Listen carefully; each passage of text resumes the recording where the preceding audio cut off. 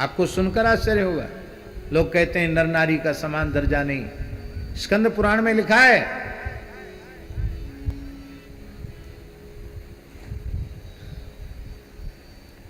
10 पुत्र समा कन्या। क्या लिखा है? 10 पुत्र समा कन्या और 10 कन्या समो तरुः। लोग कहते बेटे बेटे बेटे होना चाहिए, होना चाहिए, हिंदुओं की संख्या बढ़ना चाहिए, हम नहीं कहते नहीं होना चाहिए, लेकिन हम ये कह रहे हैं व्यास जी की लिखी हुई पंक्ति है, 10 पुत्रों के बराबर 1 पुत्री होती है। आपको पुत्र के विवाह में वो पुण्य नहीं मिलेगा, क्योंकि उसमें आप दाता नहीं गृहीता हैं, किंतु आप वैदिक पद्धति से कन्यादान करते हैं। तो यदि आपने 1 कन्या का विधिवत दान किया है तो आपके 10 यज्ञ संपन्न हो गए।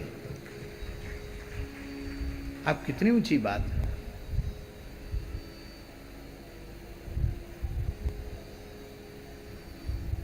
जिस म्लेच्छों के बाद आकर्षण के जाल में भारतीय ललनाएं फंस जाती हैं उनके चक्रव्यूह में, वहां जाने के बाद उनकी कितनी दुर्दशा होती है, कैसा नारकीय जीवन उनका हो जाता है, उसकी कल्पना नहीं कर सकते आप। नरक जाने की जरूरत नहीं है, उनका वर्तमान जीवन ही नरक बन जाता है। हमारे सामने की घटना है, कई वर्ष पहले एक बहुत अच्छे परिवार के लोग वृंदावन में आए। बोले महाराज ये लड़की जाना चाहती, मुसलमान के साथ भागना चाहती है। हम बहुत प्रतिष्ठित, आप शहर का नाम जानकर हम नहीं ले रहे हैं, क्योंकि नाम लेने से उनकी बदनामी है। शहर का नाम नहीं ले रहे हैं, व्यक्ति का नाम नहीं ले रहे हैं, पर सच्ची घटना है।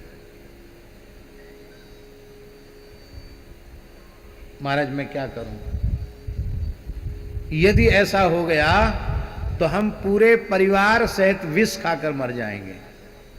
जहर दिखाया, आप समझाइए नहीं तो हम लोग विष खा के मरेंगे। भैया हमारे मलुक पीठ में जहर खा के मत मरना। बहुत समझाया, पर वो लड़की एक ही बात कहती थी, अब तो बहुत देर हो गई, मैं फैसला ले चुकी हूं, मैं नहीं मान सकती। तो हमने कि तुम्हारे पिता माता और तुम्हारा भाई सब जहर खा के मरना चाहते। बोले इसमें मेरा कुछ नहीं।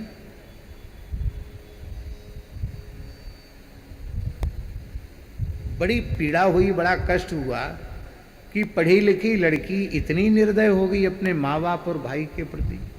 कहती इसमें मेरा क्या है, इनकी इच्छा, ये जो चाहे करें, इसका मतलब मरे तो मर जाए। तो मैंने उनसे यही बात कहा कि आप त्याग दो,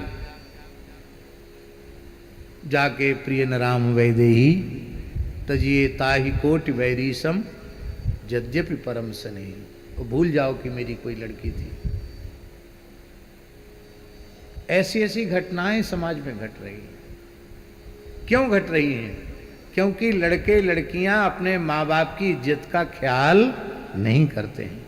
ये राम जी अपने पिता माता, अपने चक्रवर्ती महाराज दशरथ जी की प्रतिष्ठा का कितना ध्यान रखते हैं राम जी, ये सीखने जैसी बात है।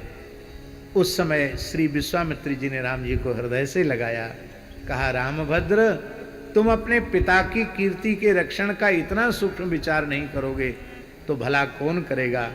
पर इस समय तुम्हारे पिता और तुम्हारी माता हम ही हैं। तुम्हारे पिताजी ने कहा है जब तक तुम हमारे साथ हो तब तक सब कुछ हमारा है, और इसके बाद निमंत्रण पत्रिका में लिखा है कि आप परिकर सहित पधारिए।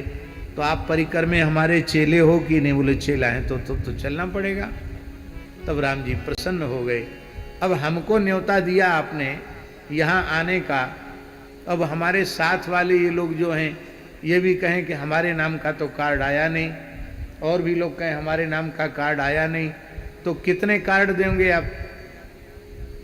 एक मुख्य व्यक्ति को दे दिया जाता है, उस मुख्य व्यक्ति के साथ सबका नाम अपने आप जुड़ जाता है, क्योंकि वह आएगा, राजा आएगा तो पूरे परिकर सहित आएगा, विशिष्ट व्यक्ति आएगा तो अपने पूरे परिकर सहित आएगा, तो परिकर सहित निमंत्रण हो जाता है।